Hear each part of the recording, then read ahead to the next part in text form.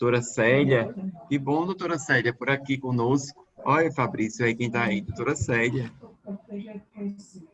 Tá vendo? Luiz está entrando aí.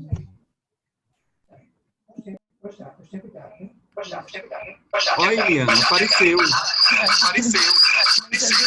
Agora foi. Agora, Liana, tu tens que, quando for falar, ligar um e desligar o outro. O Quando microfone, né? você vai falar pelo celular e tirar o som total do teu computador, senão vai ficar com eco. Aí você fala pelo celular e só mostra pelo computador. O pessoal do Núcleo do Eu está aí nos prestigiando, viu, Liana? Teu microfone está desligado, Liliana, do celular. Está desligado, Liana.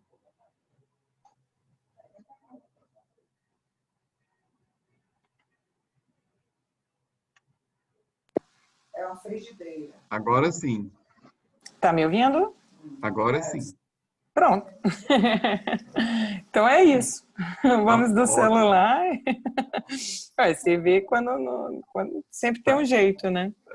Sempre tem um jeito. Tá excelente.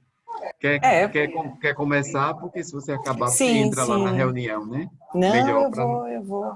não atrasar. Eu até planejei assim, de fazer algo bem Tranquilo. conciso que a gente pudesse discutir bastante depois. Tá ótimo. Então, boa noite a todos, sejam todos bem-vindos. Nós hoje temos a honra de estar aqui com a doutora Liana, que vai nos abrilhantar aí com todo o seu conhecimento. Vou deixar a apresentação para o doutor Fabrício, viu, Liana? Aquele é que vai fazer a moderação. Fabrício é o nosso atual vice-presidente da SAESE. Liana é a presidente da SAEB, Fabrício. Eu sei. Tudo bom, Liana? Tudo bem. Então, Liana, muito obrigado, viu? Gratidão aí pelo aceite de estar aqui hoje conosco e eu vou passar a palavra a Fabrício para te apresentar e você começar a aula. Obrigado mesmo, viu? Boa noite a todos. A doutora Liana Azi vai falar sobre o manejo de sangramento do paciente sangrando, né? Ela é presidente da SAEB, doutora em anestesiologia e professora de anestesiologia da Universidade Federal da Bahia.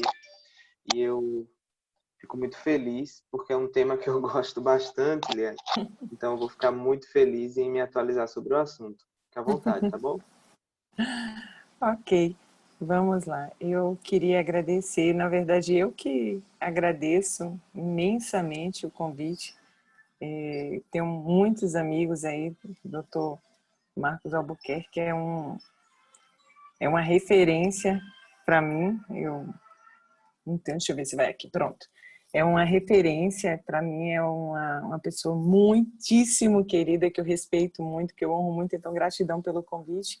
E eu vou falar sobre Patient Blood Management. No convite tinha bleeding, então eu fiz um mix assim, de blood com bleeding, e para a gente poder discutir bastante até no final. Eu fiz uma apresentação mais concisa para que a gente tenha tempo para discutir. Eu não tenho, então, nenhum conflito de interesses e eu vou começar com um caso que me aconteceu quinta-feira passada, agora.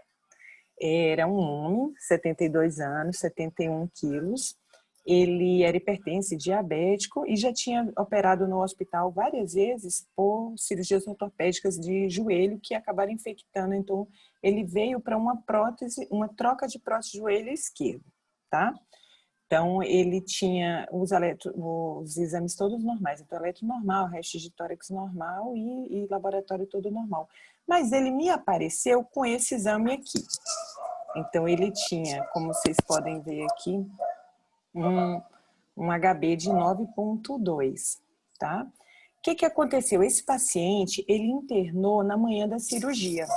Ele é do interior, ele internou na manhã da cirurgia e o cirurgião solicitou os exames pela manhã. Então, isso acontece o tempo inteiro com todos nós, né? O cirurgião solicitou os exames pela manhã, veio um HB de 9 e aí ele chegou para mim para discutir. Só que eu tenho um comemorativo que eu deixei aqui. O cirurgião era o meu esposo. Então, Quando ele chegou com esse exame, ele já chegou assim. Então, o que você acha? Ah, dá para fazer, né? Dá para fazer. O paciente está com 9 de HB, mas vai sangrar. Quando o cirurgião fala que vai sangrar, a gente já levanta, né, as orelhas. Não, mas vai sangrar. Mas eu acho que dá para fazer. Falei, olha, então, é aquela história, né? Como é que você vai contar que o gato subiu no telhado? Quais eram as alternativas? Diante disso, que é algo que acontece com todo mundo o tempo inteiro, né? Um paciente que vai para uma troca de prótese com um HB de 9,2. Quais eram as alternativas que eu me vi... deixa eu tentar passar aqui. Quais eram as alternativas que eu me vi na frente? Ou fazer o sangue e anestesiar o paciente, ou não fazer o sangue, anestesiar o paciente e aguardar para a gente ver o que ia acontecer, ou simplesmente aguardar, suspender o procedimento para que a gente otimizasse o paciente. Nesse caso, tem um detalhe. O paciente não tinha, na cidade que eu estava, era um plantão no interior, não tinha sangue tipado para o paciente. Ele já tinha pedido a reserva, né? Então não tinha o sangue para o paciente. Eu tinha que pedir O negativo. Então, o que eu fiz? Me peguei com essa história do O negativo e falei, olha, então, né? Não é legal a gente pedir o sangue O negativo, que é um sangue com indicações muito específicas. A gente vai pedir um sangue O negativo para um paciente e sem necessidade. Então, será? Porque é uma urgência, é claro, né? O paciente está com infecção. Mas será que não era melhor a gente segurar as pontas um tempinho e a gente conseguir operar esse paciente numa condição melhor? Na verdade, eu falei assim, né, de cirurgião, mas ele é uma pessoa muito conscienciosa, ele é muito racional, né, nessa questão do sangue. Nós dois fizemos residência lá em Ribeirão e a anestesia de Ribeirão, muito por causa do professor Vicente, todo mundo é muito criterioso na indicação de transfusão. Então, a anestesia inteira, todos os residentes saem muito com essa cara, mas não só a anestesia. Aí é o nosso poder transformador, né? Os cirurgiões, em vendo tudo aquilo, eles também são modificados, são doutrinados, digamos assim, obstetrícia, cirurgião geral, ortopedia. Então, acaba sendo uma corrente. Então, quando eu falei que era melhor suspender e não fazer, não teve problema nenhum. E eu falei, pode deixar que eu assumo. Aí o paciente permaneceu internado, né? Eu calculei, aí vai dar 150 unidades mais ou menos de eritropoetina para fazer 600 por quilo, né? Então, para fazer 600 na semana, a dose de 150 por vez. Então, dia sim, dia não, ele está fazendo eritropoetina 12.000 unidades. Entrei, como eu falei, eu não tenho nenhum conflito de interesse, mas o que tinha disponível na hora no hospital era o Noripurum. Então, fiz Noripurum injetável, 200 miligramas, e botei ácido fólico e complexo B. E aí, qual foi a surpresa? Quando eu passei ontem, então a cirurgia foi remarcada para daqui a 15 dias, mas eu confesso que semana que vem, se o HB já estiver bom, eu tenho certeza que ele vai falar, então, será que não dá para a gente fazer antes, né? Certeza. Mas ontem, quando eu passei lá, antes de viajar, o paciente já estava com HB de 10. Não é tão comum subir tanto assim, em 2 dias aumentar um ponto. Mas nesse caso, o paciente realmente subiu, tá? Eu queria contar esse caso e queria contar um outro caso, que esse caso me puxou, que também foi com um paciente, que já aconteceu assim, na hora de decidir se vai ou não operar o paciente. Esse caso é uma mulher, asa 1, 47 anos, que ia fazer uma esterectomia e que ela tinha um HB de 8,6. Só que eu não vi essa paciente, eu não vi a paciente, né? Eu não sabia do caso. A paciente passou no pré-anestésico, foi liberada do pré-anestésico e o colega anestesista solicitou 2 concentrados de hemácia. Então, quando foi que eu peguei a paciente? Na sala de cirurgia. Quando eu chego na sala de cirurgia, que vou fazer, né, o checklist, bom dia, vou fazer sua anestesia. E quando eu olho o HB, 8,6. Aí a enfermeira, não, doutora, não se preocupe não, que já tem 2 concentrados reservados que o doutor pediu para fazer antes da cirurgia. Aí eu falei, não, para tudo, né? Vai fazer 2 concentrados de hemácia para paciente chegar num nível, me dar o número que eu quero para poder ir para a cirurgia. O que eu fiz? Eu saí, conversei com a paciente, ou conversei com a cirurgiã, a ginecologista, né? Vem cá, você tá sabendo que a paciente tá com anemia? Não, tô, porque o útero é grande, tá sangrando, não sei o quê, tá perdendo muito sangue. Aí eu falei, ó, mas aí é aquela história. No serviço público é um pouco mais difícil, porque quando você vai argumentar com o residente, se ele não fizer aquela cirurgia, sabe Deus quando ele vai ter outra oportunidade e tal, né? Mas no serviço privado, não. Sentei com a ginecologista, falei, ó, e aí, será que não dá pra gente conversar com a paciente, ver o que é que ela vai resolver, e aí a gente decidir? Não tem problema nenhum, vamos conversar com a paciente, então se for o caso a gente remarca para daqui a 3 semanas, 2 semanas a gente vê. Então, com a cirurgiã, eu entrei, voltei para a sala e conversei com a paciente numa conversa muito transparente, porque, querendo ou não, a paciente tinha o direito de optar pela transfusão. E aí a gente conversou, ó, o que é que você acha? Você pode fazer a cirurgia agora, sabendo que pode transfundir, ou agora durante a cirurgia, ou principalmente, né, o mais comum seria no pós-operatório. Ou você, se a senhora quiser, peço desculpa pelos transtornos, a senhora internou, chegou até aqui, perdeu o trabalho, mas se a senhora quiser, a gente pode não fazer a cirurgia hoje e voltar para fazer a cirurgia daqui a 2 semanas ou 3. E a paciente escolheu. Então, eu acho que esse multidisciplinar, incluindo inclusive a paciente, é fundamental. Nesse caso, ela optou por não operar, a gente suspendeu a cirurgia, otimizou, nesse caso, só com sulfato ferroso e a cirurgiã colocou astranexame, e aí a paciente reoperou depois de 2 semanas somente, porque ela falou, oh, não posso esperar tanto, mas 15 dias para mim é um tempo aceitável. Então, ela operou, voltou depois de 15 dias, com HB que ainda estava anêmico, 11 e um pouquinho. Mas ela não precisou de transfusão e deu tudo certo. Então, o que esses 2 casos nos trazem? Né? Que, na verdade, eu estou falando de PBM, mas aqui nem é PBM, né? A gente é um macro, mas a gente não pediu um exame, né? Os pacientes já chegaram, são situações corriqueiras que acontecem com a gente o tempo inteiro, mas que a gente vê que quando está todo mundo puxando a corda para o mesmo lado, a gente consegue desenvolver desfechos melhores para os nossos pacientes, né? Então, nesse caso aí, a gente incluiu no segundo caso, inclusive o paciente, dela ter a opção de, se ela quiser, digamos assim, pagar para ver, né, se ia precisar, se não ia precisar no sangue, mas muitas vezes a gente até, um outro problema, às vezes a gente até opta por não transfundir o paciente, ela vai para a cirurgia, sai com a anemia dela, mas muitas vezes, às vezes o paciente fica com tontura, com falta de ar, cansaço, tem uma recuperação prolongada, numa dessa ela pode se levantar, fazer uma lipotímia e bater a cabeça, né? Então é importante a gente tentar ver que não é só o HB ou só a anemia dela, a gente tem mais coisas envolvidas no internamento do paciente que eu posso, sem querer, estar prejudicando com a decisão de não transfundir, né, ou de não otimizá-la antes. Perfeito? Então vamos começar. Patient Blood Management é um conceito que veio de um nome anterior que chamava Bloodless Surgery, que na verdade não é isso. Bloodless Surgery não é não fazer uma cirurgia sem sangue. Isso aí seria ideal, ou seria muito bom, mas não é possível. Na verdade, a gente tenta gerenciar o sangue do paciente, que eu acho que vai ser o nome que vai pegar na tradução.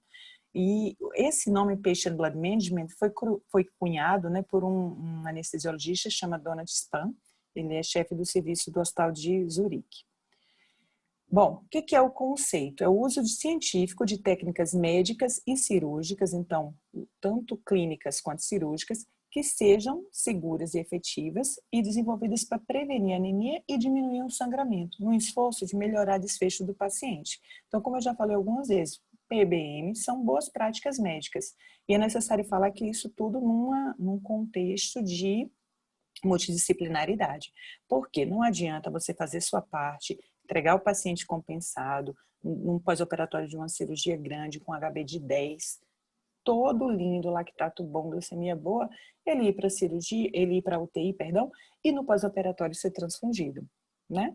Então, na verdade, a multidisciplinaridade faz parte do contexto aí. E o PBM, ele se baseia em 3 pilares, que é melhorar a massa eritrocitária do paciente. Então, o paciente ir com a quantidade maior de hemácias que seja possível, lembrando do conceito de anemia da Organização Mundial de Saúde, tá? Minimizar a perda sanguínea no intraoperatório. Então, deixa eu botar aqui. minimizar a perda sanguínea no intraoperatório, então, minimizar exames, minimizar o sangramento desnecessário, otimizar a hemostasia e otimizar a reserva fisiológica anemia. Cada um desses 3 pilares, eu vou ter tanto etapas no pré, no intra, como no pós-operatório. E eu vou perder um tempinho para poder discutir isso, porque é a base do PBM, né? No pré-operatório, ou no primeiro pilar, então, melhorar a massa eritrocitária do paciente, a gente tem tanto no pré, quanto no intra, quanto no pós-operatório. Que maneiras eu tenho de melhorar a massa eritrocitária no pré? Diagnosticando e tratando essa anemia, tá? Tratando a deficiência de ferro, que é o mais comum de existir. Realizar a cirurgia no tempo adequado e tratar a anemia no pós-operatório. Por quê? Muitas vezes a gente faz um bom serviço no pré e no intra, e no pós-operatório acaba o paciente não seguindo com esse tratamento, porque, por exemplo, o próprio ferro, a eritropoetina, deve ser mantido no pós-operatório, tá?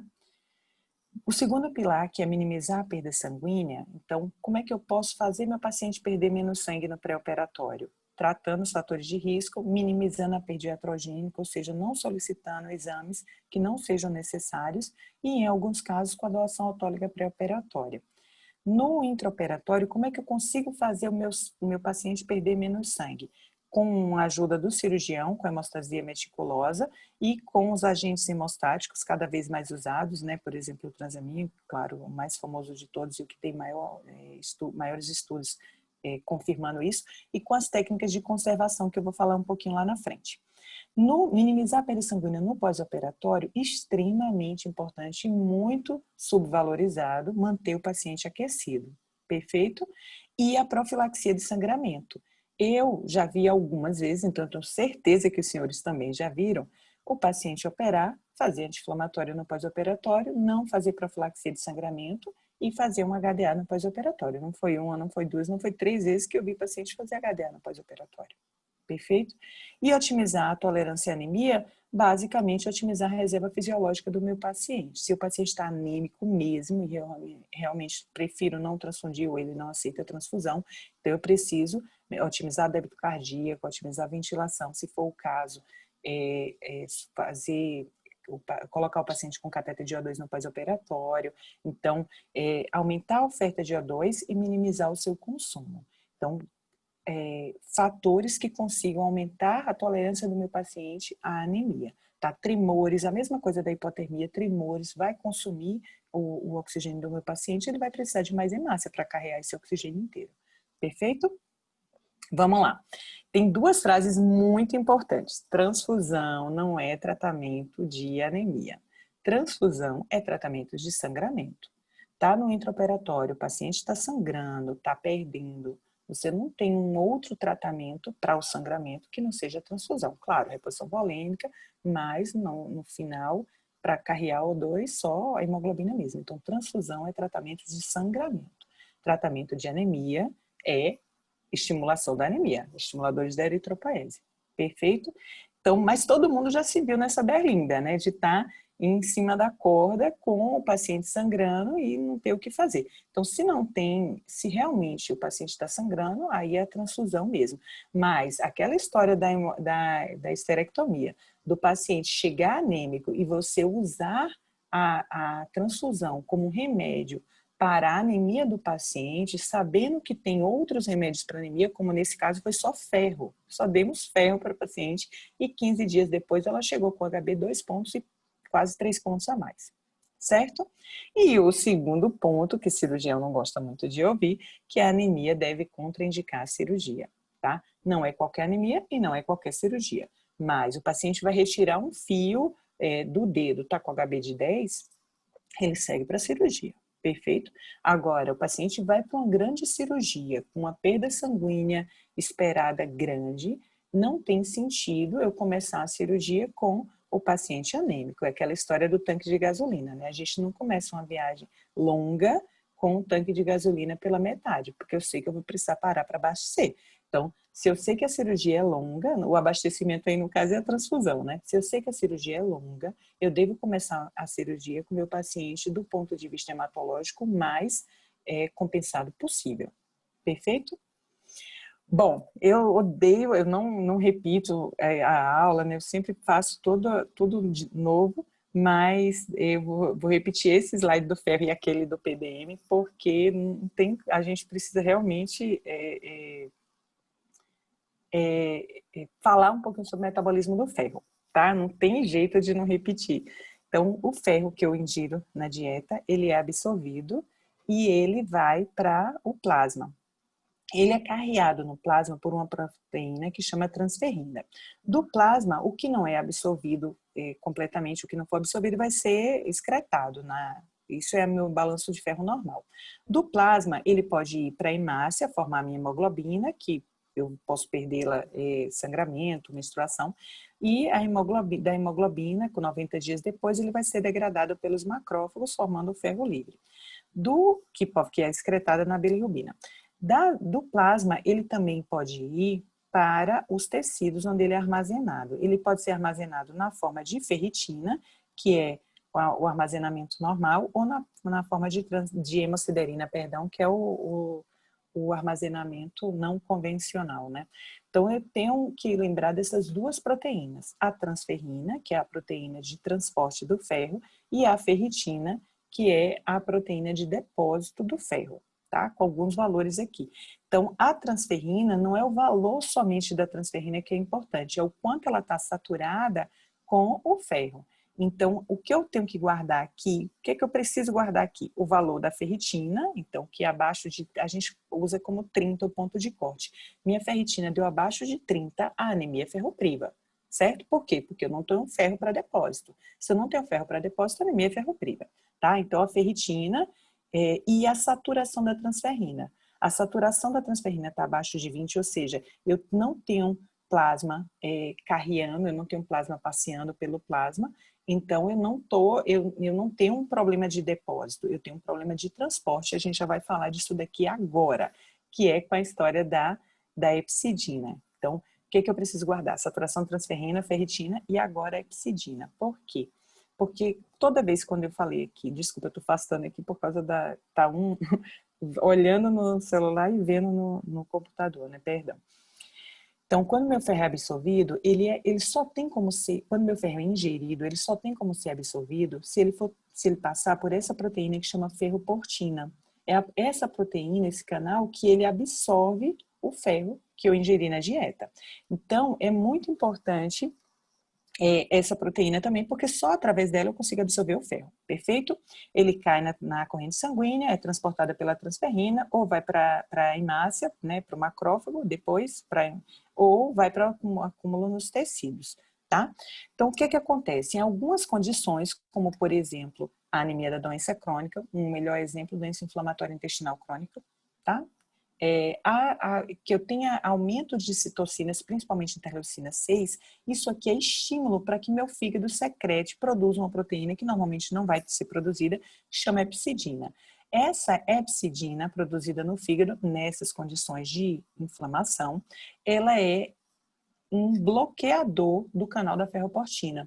Então, quando a minha hepcidina é produzida, ela vai lá na membrana do enterócito e degrada, invagina esse canal, essa proteína de canal. Então, meu ferro não é absorvido. E aí vai o primeiro fato. Adianta eu ingerir ferro da dieta? Não, porque ele não consegue ser absorvido, porque essa proteína de canal simplesmente não existe mais, tá? Então, o que acontece? Se eu tenho anemia, que é a anemia da doença crônica, então eu tenho aumento de citocinas, produzo hepcidina e não tenho mais como absorver o meu ferro e não tenho mais como tirá-lo de dentro da célula onde ele estava depositado.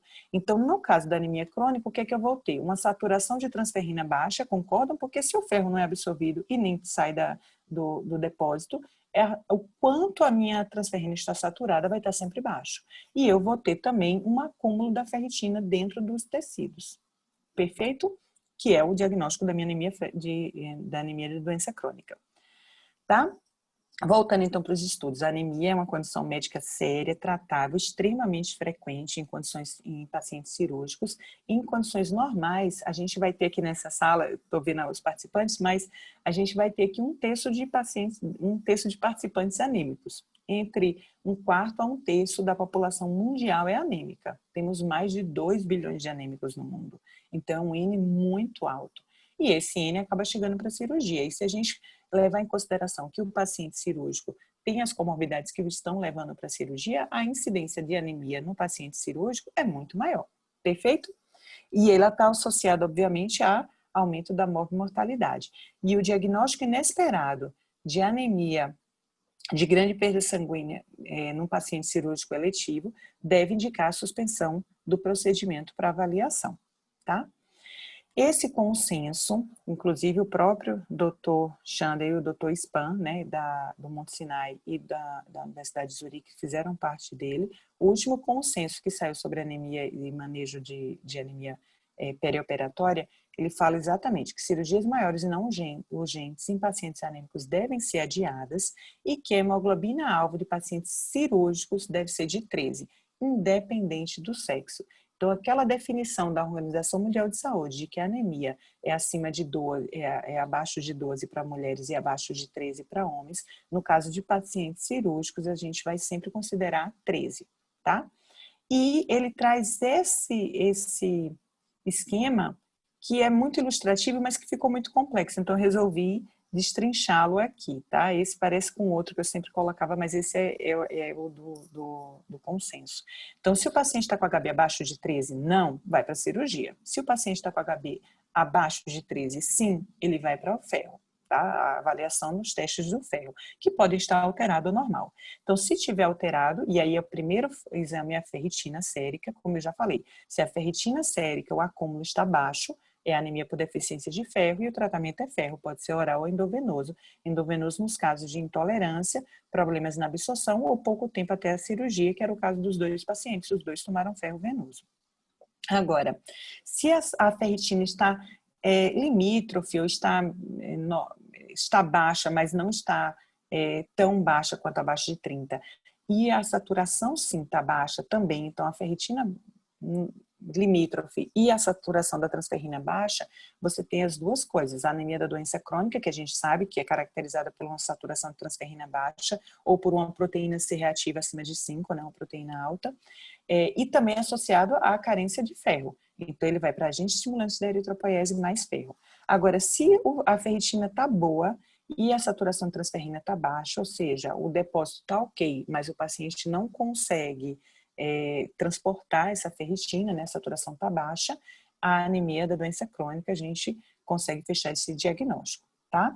Agora, que foi isso que a gente falou, né? Então, na anemia da doença crônica, lembrando, eu tenho a hepsidina alta, bloqueio os canais da ferroportina e vai ser caracterizada por uma saturação de transferrina baixa e uma ferritina sérica alta, tá? Agora, se tá normal, ferritina tá alta e a saturação de transferrina tá alta, então a gente pode ser ou anemia de doença renal, e você encaminha para o nefrologista, ou dosar vitamina B12 e fazer diagnóstico da anemia megaloblástica, se for o caso, se tiver baixa, ou então pode ser outras doenças, como, por exemplo, o uso de drogas, tá bom? Que cause anemia. Como é que eu calculo, então, a deficiência de ferro? Eu tenho como calcular com a fórmula que chama a fórmula de Ganzoni, em que a dose do ferro total é igual ao peso do paciente, vezes o quanto eu quero subir de hemoglobina, né, a alvo menos a atual, vezes 2,4, que é uma constante, mais 500. Então, depois disso tudo, eu somo com 500. Por que 500? Que é o depósito. Tudo que eu der para o meu paciente, um pedaço vai ficar no depósito, tá? Como ferritina. Então, sempre vai somar com 500. E aí, para não ficar muito decoreba, muito empírico, eu fiz alguns cálculos. Para um homem de 87 anos, com HB de 10, para eu subir para 13, eu vou precisar de 1 grama, 1000 miligramas de ferro, tá? Para eu subir, aí eu queria chamar a atenção o seguinte, que ele não vai dobrando. Então, para eu subir 1 ponto num paciente de 50 quilos, é 620. Mas como sempre eu somo o resultado final com 500, então para eu subir 3 pontos, eu não vou multiplicar por 3, tá? Então, vou sempre fazer o cálculo. Mas assim, numa média, vocês já estão vendo por aqui, que é sempre em torno de 1000 miligramas, tá? Então, normalmente eu vou subir isso daí, e normalmente é esse o esquema que eu faço. Eu não costumo, a não ser em situações muito especiais, eu não costumo calcular a deficiência do ferro do paciente, não. Então, como tratar venoso aqui no Brasil, a gente tem essas duas formulações de ferro, que é o óxido férrico e a carboximaltose férrica, tá? O Noripurum e o Ferrinject são os nomes comerciais, os dois são do mesmo laboratório que chama Takeda. O Noripurum, ele vem com 100 mg por ml, e a gente vai colocar 2 ampolas em solução salina e fazer lento, porque às vezes dá uma pressão na cabeça. Então, principalmente a primeira vez, eu faço diluído para 30 minutos em bomba de infusão ou no olho controlado. Basta fazer uma vez por semana. O Ferrinject, 2 ampolas também, a dose vem com 500, a ampola vem com 500 miligramas. E a dose, 2 ampolas, o Ferrinject tem uma vantagem, tem várias vantagens, na verdade. Uma delas é a infusão em bolos. Eu nunca fiz em bolos, eu sempre diluo para solução salina.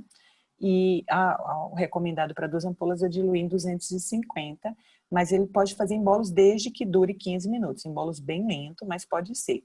Só que o que vocês viram? Para eu chegar aqui, eu estou dando 200 miligramas de ferro. E aqui eu estou dando 1000 miligramas de ferro. Então, é uma diferença muito grande na quantidade de ferro. Então, aqui eu vou precisar ficar repetindo toda semana. Aqui eu posso fazer uma vez só, tá? A eritropoetina, a dose é 600 unidades por semana. A dose mais usual é 600 unidades por semana. Eu já fiz doses bem maiores quando é testemunho de Jeová, quando é alguma condição especial, mas normalmente 600 miligramas 600 unidades, perdão, por semana. Subcutânea, então você pode fazer 150 diluído em 3 a 4 vezes na semana, se for o caso, dia sim, dia não. E iniciar sempre 10 dias antes, pelo menos. A eritropoetina, normalmente, ela tem as apresentações de 2.000, 3.000, 4.000 e 10.000. Então, depende da apresentação do seu hospital para você calcular quantas ampolas vai dar. No hospital que eu estava trabalhando na quinta-feira, no meu hospital, a apresentação é de 4.000. Então, foi 3 ampolas de eritropoetina subcutânea, dia sim, dia não. Perfeito? É caro? É um pouquinho caro, mas ainda é mais barato do que a bolsa de sangue e todos os comemorativos advindos da transfusão. Perfeito? Por aquela história de transfusão. Transfusão é um transplante, não é isso? É um transplante de células hematopoéticas. Então, toda vez que você transplanta, toda vez que você faz uma transfusão, você transplanta aquelas células no paciente e, claro, aquilo o paciente reage com todo a reação de um tecido transplantado. Então, com toda uma reação imunológica de depressão por causa desse transplante, tá? Aqui o Noripurum, ele é mais barato, bem mais barato, mas se você levar em consideração que você deve fazer 1000 miligramas também, então ele no final ele sai mais caro do que fazer o Ferrinject, tá? Como avaliar o sangramento? Então, no intraoperatório, a gente arrumou a anemia, vamos arrumar o sangramento. Então, para quem não tem ROTEM, para quem não tem um laboratório tão rápido, a gente tem algumas estimativas. Então, uma compressa, eu já pesei para ver se isso é verdade e é mesmo. Às vezes, quando vem pingando, dá um pouquinho mais de 100 ml, mas é isso aí. Tá? Então, a compressa pingando mesmo dá em torno de 100 ml. E tem um cálculo que é muito útil. Você pode usar esse cálculo em várias situações, especialmente em crianças, que é a fórmula de Grois. Grois foi quem criou. Então, a perda sanguínea estimada é igual à volemia do paciente vezes a diferença do hematócrito, né? Quanto o paciente começou a cirurgia, quanto ele está, sobre o hematócrito médio. Ou você pode substituir até pelo hematócrito inicial, se você não quiser ficar fazendo muitas contas. E para não ficar também muito decoreba, eu calculei aqui, por exemplo, então para um homem de 70 quilos, que começou a cirurgia com hematócrito de 39 e está agora com hematócrito de 30, ele deve ter perdido algo em torno de 1.200 ml, tá? Então é bastante sangue. Para cá, isso aqui, 10 pontos, 9 pontos de hematócrito, 3 pontos de HB. Tá? E para uma mulher de 50 quilos, a gente vê que quando você calcula por causa da volemia da mulher, então o cálculo, isso aí cai, né? Tanto pelo peso da paciente, quanto também pela diferença na volemia. Perfeito? Mas você pode usar isso ao contrário. Então, eu tenho hematócrito, eu quero calcular quanto foi a perda sanguínea. Ou então, não. Eu calculei a perda sanguínea, mas o meu não tem um laboratório, então eu quero saber quanto é o hematócrito final, que no caso seria quanto é que o paciente está de hematócrito agora. Então dá para fazer esse cálculo também para inverter, tá bom? Como minimizar a perda intraoperatória? Evitando as coletas desnecessárias. Se a gente vê que 4 tubos, 3 tubos já vai aí 20 ml mais ou menos, então se a gente ficar repetindo exames de forma desnecessária apenas por rotina, ainda mais no contexto TI, isso dá um valor bastante considerável. Uso de agentes hemostáticos, então o Transamin liderando isso daí, principalmente com desfechos sabidos de diminuição de sangramento e de melhora de desfecho de paciente nesses contextos, principalmente, né, cirurgias cardíacas, ortopédicas, prótese de quadril, prótese de joelho e escoliose de coluna, e no sangramento obstétrico, né, com o estudo recente que saiu mostrando o benefício para sangramento uterino. E com técnicas de conservação do sangue, tanto a doação autóloga quanto a hemodiluição, quanto a recuperação de células, que eu vou falar um pouquinho. A doação autóloga, o que é? O paciente vai para o banco de sangue mesmo, aí é no banco de sangue, no hemocentro, ele vai, coleta uma bolsa, espera 7 dias, vai, coleta outra bolsa, espera 7 dias, vai, coleta outra bolsa, e no máximo de 3 bolsas coletadas, e tem que ter um intervalo de tempo mínimo recomendado de 3 dias entre a última coleta e a cirurgia. Mas o que acontece? O HB dele vai caindo enquanto ele vai doando, e ele chega para a cirurgia anêmico, certo? E faz de conta que ele chegou com 11 de HB. A cirurgia não sangrou tanto quanto você estava achando e ele sai com 9,5. E aí, você vai pedir o sangue dele, do banco de sangue? Muitas vezes a gente não pede. Então, na verdade, acaba perdendo esse sangue que doou. E perdendo de forma literal. Por quê? Há uma resolução da Anvisa que impede que esse sangue coletado como doação autóloga pré-operatória seja doado. Então, esse sangue, se o paciente não usar essas 3 bolsas que ele coletou aqui, se ele não usar na cirurgia, ele é perdido mesmo, ele vai ser desprezado. Então, como terapia, acaba sendo uma terapia cara, tá? A hemodiluição normovolêmica aguda não, aí já é na cirurgia, tá? Então, no intraoperatório se otimiza o paciente também, para ele chegar bem para a cirurgia. No intraoperatório você começa a coletar o sangue dele, calculado quanto de sangue vai coletar. Você calcula para a fórmula de Grose. Normalmente eu calculo para chegar nesse HB aqui de 8 no começo da cirurgia, começar a cirurgia com 8. Então, calculou, coletou aqui, mas ele não fica anêmico, ele não fica anêmico, ele fica anêmico, claro. Ele não fica hipovolêmico, ele fica normovolêmico. Então, enquanto você está coletando, você está repondo com solução cristalóide e ou colóide. Então, o paciente fica anêmico, hemodiluído, então, mas fica normovolêmico, portanto, estável do ponto de vista hemodinâmico. E aí ele vai sangrando no intraoperatório, o HB vai caindo, e passado a fase de sangramento, você começa a retornar na ordem inversa do que foi coletado, porque, obviamente, esse sangue aqui, quando ele foi coletado, o paciente estava com HB aqui de 10, de 9, e esse primeiro aqui, quando ele foi coletado, o paciente estava com um HB de 14, né? Então, a gente reinfunde na ordem inversa do que coletou. O Cell Saver, né, o nome mais famoso, a recuperação de células no perioperatório, no intro e no pós, o paciente coleta o sangue, vai para o coletor, é lavado com solução salina, passa na heparinização, filtra, e o resto é desprezado, e o resto vai para uma bolsa, que quando você quiser, você volta para o paciente. Ele tem 2 probleminhas. Primeiro, a heparinização, que se for muito tempo, acaba fazendo diferença, né, no sangramento, e esse sangue aqui, porque ele é filtrado, ele volta sem plaquetas, então a gente não está falando de sangue total, a gente está falando de concentrado, não está nem falando de concentrado, porque o plasma vai, né, de uma mistura de concentrado com o plasma, é uma solução sem plaquetas, tá? Lembrar sempre, parece besteira, mas lembrar sempre da tríade, né, de temperatura. Então, pelo último guideline da Sociedade Europeia, a recomendação 1B para você manter o paciente aquecido, para você manter o paciente com cálcio ok. Você está na cirurgia, já está sangrando, perdeu muito sangue e você está transfundindo o paciente sangrando, você transfundindo o paciente sangrando, você transfundindo o paciente sangrando, é cálcio, tá? É cálcio. Coloca para medir que é cálcio, tá? Não é plaqueta, não é... Porque a gente perde também, o que ele vai perdendo cálcio. E o cálcio, vocês lembram, é o fator 4 da coagulação. Todo paciente precisa de cálcio para coagular. Via intrínseca, extrínseca, via comum, cálcio entra em todos os pedaços da coagulação. tá? E o pH, então o pH sempre acima de 7,1, porque quando o paciente faz essa acidose, o pH, a acidose do paciente é o único que quando a gente corrige, não melhora o sangramento, tá? Então, uma vez que fez, tá caindo aqui, uma vez que fez a acidose, mesmo com a correção da acidose, a hemostasia não volta ao normal, tá? E para encerrar, eu queria mostrar 2 artigos só, porque são 2 artigos bem bacanas desse ano.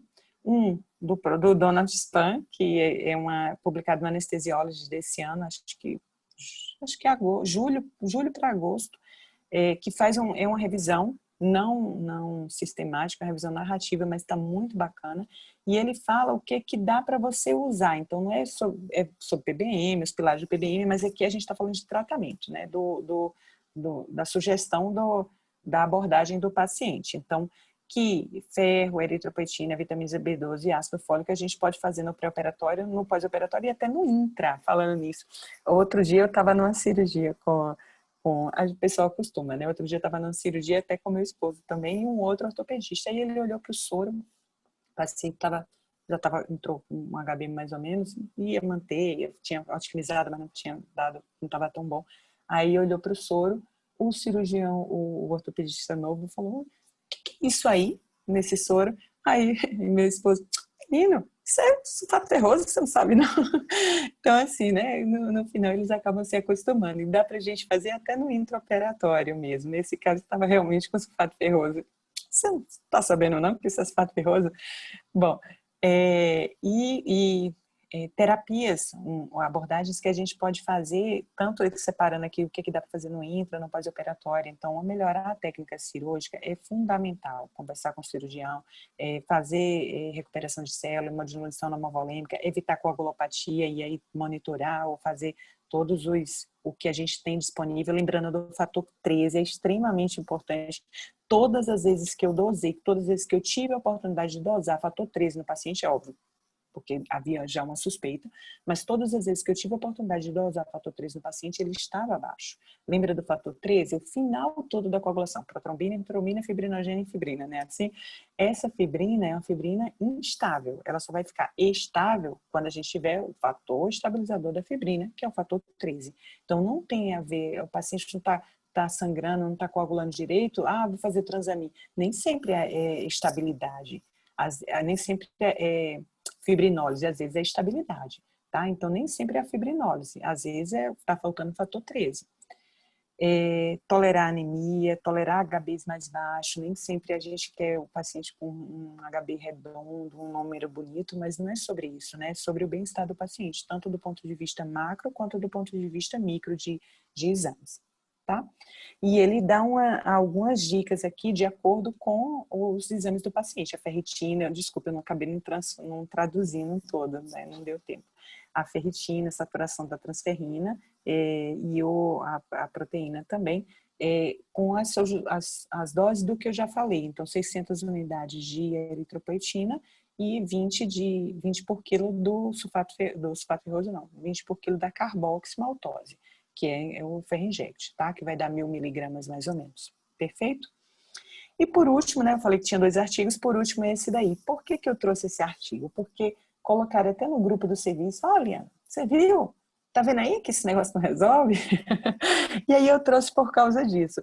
Porque olha o título do artigo: Patient Blood Management não leva a benefícios clínicos importantes ou custo-efetividade, tá? E aí você vê um título desse e você fala: nossa, mas será que eu aprendi tudo errado, né? E isso quando você vai ver o resultado do próprio artigo, tá? Quando você vai ver, então vamos lá: eficácia, risco de transfusão. Ele analisou 300 trials, mostrou, né, favorece a intervenção e não toca na linha, não é isso? Então, risco de transfusão, há um risco menor de transfusão. Risco de concentrar de massa, risco de transfundir plasma fresco, há um risco menor. Risco de transfundir plaquetas, há um risco menor, tá vendo? Não toca, 0,99. Risco de reoperação por sangramento, menor, tá? Número de unidades de concentrado de massa transfundido, menor. Perda sanguínea, menor. Vamos passar para cá. Tempo na unidade de terapia intensiva, menor. Tempo de internação hospitalar, menor. tá? Então, por que ele falou que não é efetiva? Porque esses desfechos aqui não têm mudança. Mortalidade, diálise, insuficiência renal aguda, injúria cerebral, infarto do miocárdio, infecção, débito cardíaco baixo. Mas isso daí não é um objetivo do PBM, né? O que a gente quer é isso daqui. Perfeito? Diminuição da transfusão, que em última análise talvez a gente até consiga mostrar. E basicamente ele falou, eu acho, porque tem estudos sim, essa revisão, outra revisão sistemática de 2019 trazia isso, que o PBM, nos estudos que ele avaliou, né, diminuíam complicações, qualquer complicação, falência renal aguda, infecções, fenômenos trombembólicos e a própria mortalidade, além, claro, da transfusão de sangue, e que diminuíam a unidade de concentrado de hemácias transfundidos e os dias de internação hospitalar. Então, na verdade, há, então, uma ponto de interrogação, digamos assim, sobre esses desfechos clínicos, mas que você consegue otimizar, diminuindo o tempo de UTI, diminuindo o dia de internação, diminuindo a quantidade de transfusão do paciente, isso é sem sombra de dúvida. E quem se interessou, eu sugiro um único site, assim, se for para sugerir esse site, que é o site da Cruz Vermelha Australiana, ele fala muito, com a linguagem muito bom, agora tem a barreira da língua, né? Mas é um site muito completo sobre o assunto, tem muitos artigos explicando assim no passo a passo mesmo de como fazer de acordo com exames, com tudo. Bom, o que é que eu queria chamar e convidar todo mundo a pensar um pouquinho fora, tomara que eu tenha estimulado algumas pessoas a mudar um pouco a maneira de ver, até principalmente eu acho nesses 3 enfoques, né, de diagnosticar e tratar a anemia no perioperatório, né, não só no pré, de tentar fazer alternativas para minimizar a perda sanguínea no perioperatório e também, principalmente, para a gente anestesista, aceitar gatilhos transfusionais menores, né, que é o mais difícil para nós. Perfeito? Mas até essa história, no CVA, eu pedi para falar, eu sugeri, acabou sendo aceito, eu pedi para falar sobre a história do idoso. Então, idoso não tolera anemia, ponto de interrogação, né? Porque a gente tende a achar que o idoso não tolera anemia, mas na verdade, às vezes, não é anemia, é a hipovolemia, tá bom? Vamos lá. Bom, era isso. Eu queria agradecer demais a oportunidade novamente e deixar o convite aqui, todo mundo, para a Jona, que foi suspensa, né, esse ano, acabou não tendo, mas que de 26 a 28 de março do ano que vem, teremos, se Deus quiser, nossa Jona lá na Bahia e está de portas abertas aí, tão pertinho de Sergipe, né, aguardando todos vocês. Muito obrigada. Bacana, Liana. Muito boa aula, muito didática, né? Como é que eu interrompo? Liana, eu vou abrir as perguntas para as pessoas. Se elas tiverem algumas perguntas, podem colocar aí no QIA, tá, pessoal? Que eu vou ler para vocês. Inclusive, já tem uma pergunta que eu vou ler aqui para vocês, do Alcides D'Artagnan. Ele fala que a anemia, uma pergunta, né? A anemia ao menos moderada, de causa desconhecida, já não contraindica a cirurgia eletiva por ser um sinal clínico de alguma doença subjacente inadvertida? Vou jogar para você essa pergunta, tá bom, Liana? Tá bom. Na verdade, a questão é o seguinte, eu concordo com o ponto de vista. Então, o paciente chega com HB de 11 ou de 10 e vai para uma cirurgia que é uma cirurgia de pequeno porte, um túnel do carpo, certo? Na verdade, nesse caso, não dá para a gente contraindicar, porque a anemia é uma prevalência, a gente sabe, a prevalência da anemia são, em média, 23% a 28%, independente do país. Quando a gente fala de anemia, você pensa na África subsaariana, mas não é. Então, não, é independente do país, há uma prevalência de anemia entre 20% e 30%, certo? Então, os pacientes vão chegar com essa anemia para a cirurgia. E se a gente acabar por não realizar a cirurgia por causa da anemia do paciente, nem sempre o paciente vai sangrar, né? Não vai ter eu penso muito em custo-benefício para o paciente. Nesse caso, é uma manifestação da doença subjacente, sim, que é a anemia ferropriva, que é a desordem nutricional mais prevalente no mundo. Então, não dá para a gente suspender ou adiar a cirurgia por causa da anemia ferropriva, porque ela é, digamos, onipresente, né? Não temos o que agora, mesmo sendo ferropriva, se o paciente vai para uma grande cirurgia, aí compensa. Conversar com o cirurgião, discutir inclusive com o paciente, porque ele sabe que não vai poder operar por causa disso. Mas assim, para ele ser muito sincero, eu nunca tive nenhum problema da gente chegar para o paciente, olhar no olho e falar, olha, isso está acontecendo por causa disso, é um benefício para o senhor, se o senhor quiser. Porque a gente ainda não tem uma mentalidade tão bem informada de chegar e suspender assim por causa de anemia, né? A gente nem fala, quantas vezes na residência, perguntou uma coisa, já estou em outra, quantas vezes na residência o residente chega para passar, tá aqui, paciente asa 1, aí você olha no HB 10,7, né? Mas não era asa 1, então assim, a gente não considera a anemia como uma doença, né? E a prevalência da anemia é isso aí, no mínimo um quarto dos pacientes vão estar anêmicos. Muito bom, Liana, eu concordo com você. E tem mais uma pergunta aqui da Ana Lima, que inclusive elogiou também sua aula, muitas pessoas elogiaram aí no bate-papo. Ela quer saber para quem usar ferro venoso no intraoperatório. Na verdade, é porque o paciente não deu tempo de otimizar o paciente. Vamos lá. Esse paciente específico não é tão comum não, mas pego muito paciente de trauma.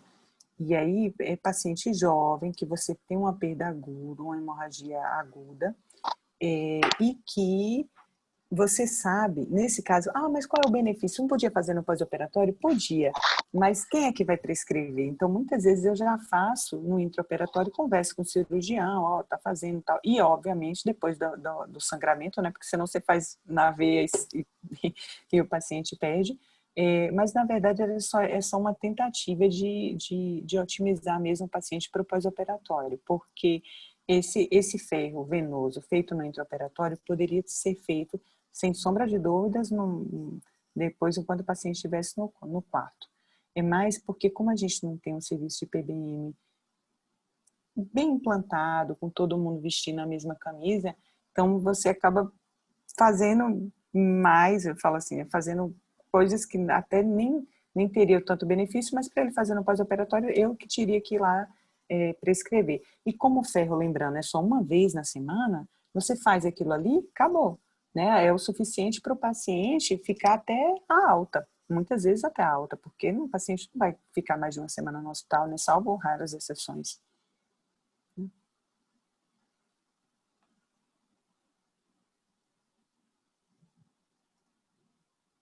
Eu não estou ouvindo. Será que sou eu? Sou eu mesmo. Tá ouvindo agora? Desculpe. Quando você falou de perda sanguínea estimada, você falou da necessidade do hematócrito pós, né? Você confia naquela gasometria do intraoperatório ou você colhe, na verdade, um hemograma para você usar o hematócrito do hemograma? Desculpa, tipo um ataque de tosse. A da gaso nunca, salvo raríssimas exceções, não é confiável, né? Quando a gente checa a gaso... Gente, fiquei rouca. Quando a gente checa a gaso e a gente compara o valor da gaso com do hematócrito sérico, normalmente tem um gap.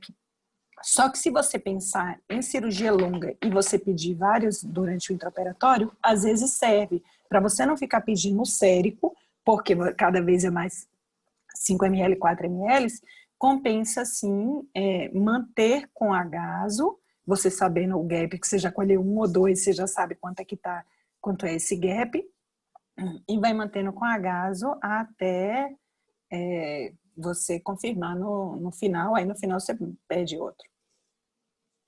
Enfim.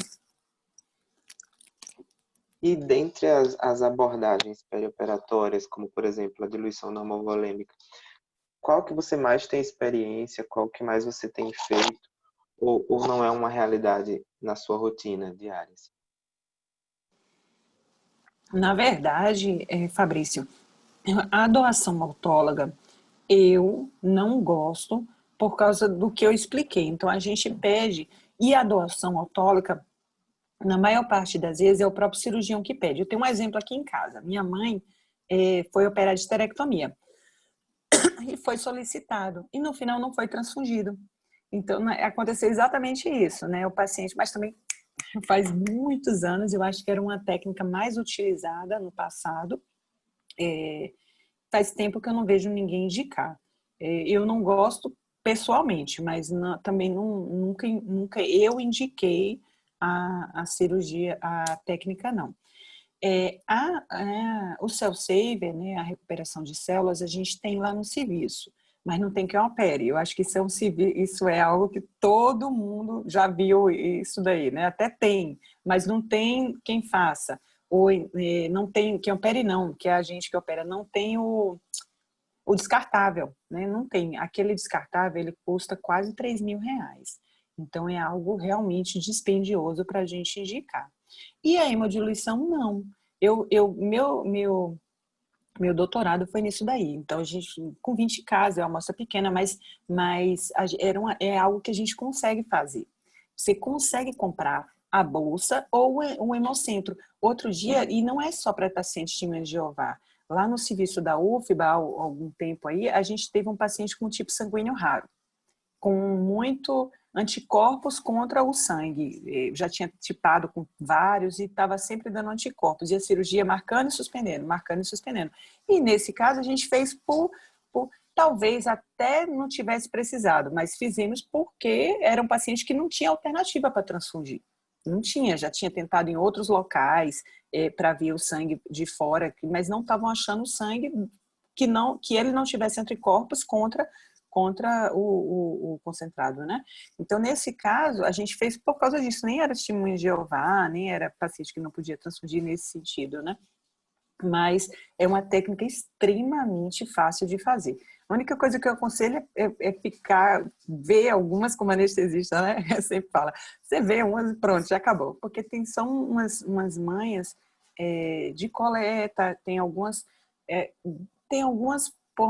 pormenores para que é bom você estar com alguém primeiro, mas é uma terapia extremamente simples, barata, fácil de fazer, você só precisa de um outro acesso para coletar o sangue. Então, você coleta o sangue, armazena no intraoperatório, não tem chipagem, não tem nada para fazer. Eu falo assim, porque a doação autóloga, ela vai no banco de sangue, ela é submetida a toda da doação normal. Então, faz todos os exames de uma doação convencional. Mas a hemodiluição não. Você coletou o sangue do paciente, armazenou ali na sala de cirurgia, repôs, né? 3 vezes, aquela história, né? Se for cristalóide, 3 vezes o volume. Você coletou uma bolsa de 450 ml, você passa 1 litro e pouco no paciente. Se coletou uma bolsa de 500 ml, 400 ml, você passa 400 ml de colóide, se for o caso, no paciente. Mas armazenou na sala de cirurgia, você volta para ele no final. Alguns detalhes só em relação, por exemplo, que aí é da manha depois de um tempinho. Então, quando você coleta no começo da cirurgia, aquele sangue que você coletou, o que ele tem? Relaxante muscular, né? Então, quando você volta para o paciente, você precisa sempre se lembrar que você está bloqueando o paciente de novo. Então, reverter, voltar e esperar, se for o caso, monitorizar junção neuromuscular. Mas é uma terapia extremamente barata. Salvo engano, a última vez que eu comprei, eu já cheguei a comprar eu mesma para levar. Salvo engano, era R$ 16 cada bolsa. E a bolsa convencional, a bolsa de doação.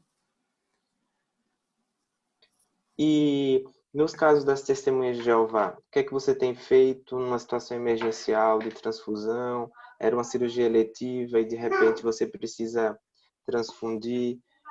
Como ficou acertado isso com o paciente? Né? É uma pergunta do bate-papo aqui. O doutor Melara está perguntando no privado e pediu para eu perguntar. Paz, vamos lá. Eu acho que a gente entra numa outra seara. Eu acho que principalmente precisa haver transparência e uma boa relação médico-paciente, ponto. Mas eu vim de Ribeirão e há um respeito muito grande à crença do paciente. Eu sou Eu sou católica fervorosa, e eu acho que exatamente por eu ser católica fervorosa, eu respeito tanto a crença das outras pessoas. Então, realmente, os pacientes acreditam e eles merecem ser respeitados. Então, se você acha, como eu já ouvi alguns anestesistas falando, né? Não, depois que anestesia, você transfunde. Então, assim, o que não pode é esse tipo de conduta, né? Você quebrar a confiança que o paciente depositou em você. Até porque tem implicações jurídicas desse ato, né? Mas, no meu caso, eu respeito muito e a gente não transfunde, não. Até agora, já me apertei muito, já passei muito aperto, mas, graças a Deus, nunca tive nem complicações jurídicas, né? E nem, graças a Deus, nunca perdi nenhum paciente. Mas já tive, eu tenho um caso publicado até no Transfusion, o paciente chegou até o HB de 1.4. Não estou recomendando a ninguém a fazer isso, não, viu? Perdi um bocado de coronária nessa paciente. Mas saiu. Então, aí vem aquela história. E, mais uma vez, não estou recomendando, mas vai aquela história. Qual é o DO2 crítico mesmo? Porque essa daí, asa 1, tudo lindo, né? Não tinha nada, mas ela chegou, tolerou, saiu sem sequelas. Essa história já foi 2011, já vai fazer 9 anos, já operou de novo, da mesma cirurgia, era uma escoliose de coluna. Então, há muito mais do que o que a gente pensa que sabe, né, em relação a isso. E o simples fato de existirem os pacientes de de ovário foi uma evolução para nós, porque muito da nossa evolução no manejo do sangue vem do que a gente precisou descobrir, precisou inventar por causa deles, para respeitá-los. Então, há um avanço nosso por causa disso daí, né? Ainda bem, assim, eu respeito. Se o combinado com o paciente, até eu já tive, a história da hemodiluição, mas o paciente tem que estar entubado. Não. Algumas vezes, em prótese de joelho, prótese de quadril, prótese de joelho, paciente tímido de ovário, você colhe da veia e mantém o paciente em ventilação espontânea, normal, sem precisar entubar. Com RAC, normal, e você fazendo sua hemodiluição. Não é realmente um bicho de 7 cabeças. Eu só não aconselho ninguém a sair fazendo sem ter feito a primeira, porque é bom ter é bom, tem que ver primeiro, né, se sentir seguro, porque tem toda a reposição. Se você tirar 400 ml de sangue de um paciente ASA1 não vai fazer nada, mas se você tirar 400 ml num paciente 80 anos, que está numa colectomia, ele vai sentir, né? Então você precisa repor adequadamente, porque eu estou falando assim, tirar sem repor, né? Se você tirar e repor, o paciente de 80, de 90 anos vai que vai. Entendi. Liana, só para finalizar, tem uma pergunta aqui do QIA. Deixa eu ver aqui, acho que é no bate-papo. Tem alguém perguntando: gatilho de transfusão em cirurgia ortopédica, artroplastia de joelho e quadril. Qual o seu gatilho para transfundir? Rapaz, o gatilho é não ter gatilho, né? O gatilho, não dá para você ter um gatilho, né? Porque a gente tem pacientes e tem pacientes. Eu tenho um paciente eu não, né? O paciente pode ser um paciente de 50 anos que está indo para uma prótese de joelho, que sai da cirurgia com HB de 8,5, de 8, de 7, e você colheu o exame, saturação, o lactato está 10, o paciente está normovolêmico, o paciente está com lactato bom, glicemia boa, né? Então, vida que segue. E você pode ter o paciente que está numa troca de prótese, infectado, que vai precisar de um gatilho mais alto. Então, não dá para a gente guiar por um gatilho no sentido de um número específico para todos os pacientes. Então, o que tem que ser analisado é o micro, então, lactato e glicemia, e o macro, quanto que ele está de frequência cardíaca, de pressão arterial, e se ele tiver, de monitor melhor, né, de débito cardíaco, monitores melhores. Mas um gatilho só não dá. Os gatilhos convencionais já caíram, era 10, caiu para 8, caiu para 7, hoje em dia até o ASA já botou no último, agora em 6, né? Mas algo entre 7 e 6 é um bom número, mas precisa individualizar para o paciente. tem uma outra pergunta aqui de Mário Cardoso, daqui de Sergipe. Ele quer saber, e nas lipoaspirações, quando transfundir? Poxa, eu não tenho muita prática com lipoaspiração, não. Prótese de quadril e prótese de joelho é outra coisa da prótese, Tem uma diferença muito grande das duas. Prótese de joelho a gente faz com garrote. Então, o paciente não vai perder nada. O paciente entra com 10 de HB, sai com 9,8. Não vai perder nada. Ele sai numa boa da cirurgia. A perda toda da prótese de joelho é no pós-operatório e que melhorou absurdamente depois dos estudos com o Transamin. Né, fazendo o grama de Transamin, agora o pessoal da ortopedia está fazendo Transamin no local, né, da prótese, então é outros 500. Já a prótese de quadril, não, é uma cirurgia que sangra desde o começo. Olha que lindinho! É uma cirurgia que sangra desde o começo. Aí. Mas lipoaspiração, a perda também é muito subvalorizada, né? Faz tempo até que eu não faço uma lipoaspiração, mas nas lipos grandes, de paciente que vira, né, que faz de frente, depois você vira para fazer dorso, há uma perda muito grande. Mas tem o outro lado, a paciente é paciente jovem, normalmente ela tolera bem. Não tem nenhum estudo mostrando que Transamin seja benéfico nesse perfil, nesse perfil de paciente. Não tem, e aí não tem muita ciência, porque é uma perda subvalorizada, subdiagnosticada e que precisa monitorizar junto mesmo, porque muitas vezes o paciente vai complicar no pós-operatório, né? Mas eu não tenho muita mão com lipoaspiração, não. Liana, muito obrigado pela aula, pelas dúvidas, pela didática, principalmente, né? Tá todo mundo Eu que elogiando agradeço. aqui, viu? E que você volte aí mais vezes, que a gente possa te convidar e você voltar mais vezes para falar aí da sua realidade, inclusive, né? Que você tem um manejo diário, inclusive, né? Que eu acho que isso é bacana também para falar como experiência para os outros. E valeu mesmo. E em breve a gente se encontra aí na Jona. É verdade, todo mundo na Jona. Eu que agradeço demais mesmo a oportunidade, assim.